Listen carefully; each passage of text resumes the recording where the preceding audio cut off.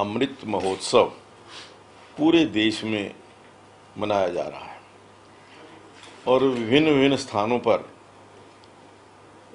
अलग अलग कार्यक्रम पूरे देश में हो रहे हैं।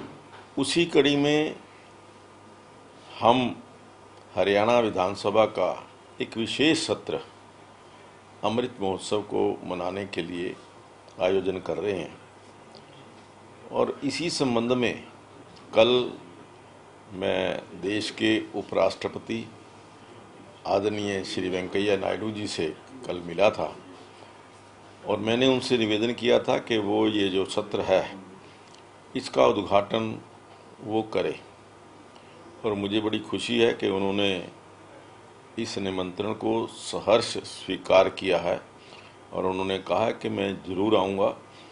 तिथि जो है वो 2 या 3 दिन के अंदर वो कंफर्म कर देंगे कि कौन सी समय को आएंगे। ये जो विशेष सत्र है 2 विषयों को लेकर के हम आयोजित कर रहे हैं। पहला विषय है लोकतंत्र में विधायक और विधायिका की भूमिका कैसी होनी चाहिए।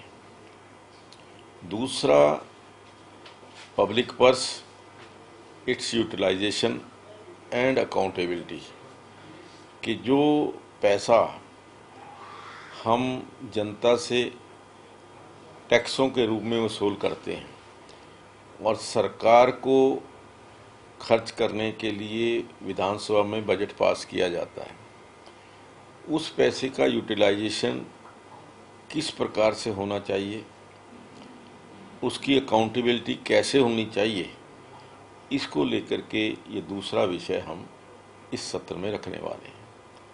तो मुझे पूरी उम्मीद है कि नवंबर के आखिरी सप्ताह में या दिसंबर के पहले सप्ताह में ये जो विशेष सत्र है इसका आयोजन हो।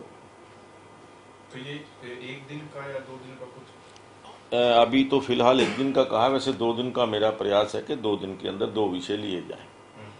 तो 2 दिन का अंदर करेंगे और उसके साथ ही ये भी हो सकता है कि जो शीतकालीन सत्र है वो भी इसके साथ आगे वो कंटिन्यू कर सकते हैं, वो फिर दिन बढ़ सकते हैं। अगर सरकार चाहेगी तो उसको इसके साथ ही हम कर दें।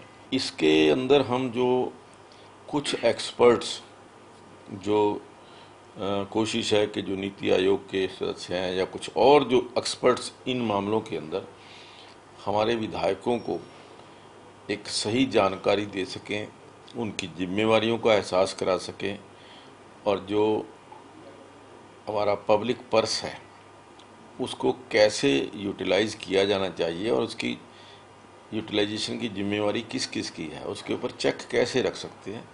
ये 2 विषय बड़े लंबे विषय हैं। इसके ऊपर हम एक्सपर्ट्स की राय भी जो है वो इसमें सत्र में लेंगे।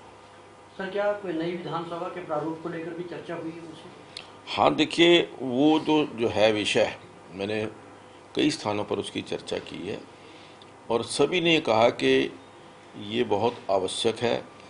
किसी भी विधानसभा में अच्छे ढंग से कार्य करने के लिए इस बात की आवश्यकता है कि अच्छी विधानसभा हो, सभी उसके अंदर फैसिलिटीज़ हों, जो विधायकों को कार्य करने के लिए वातावरण है या जो कमेटियों के लिए वातावरण है, कमेटियों के चेयरमैन्स के लिए अकोमोडेशन है, वो वहाँ पर हर अच्छी उपलब्ध होनी चाहिए।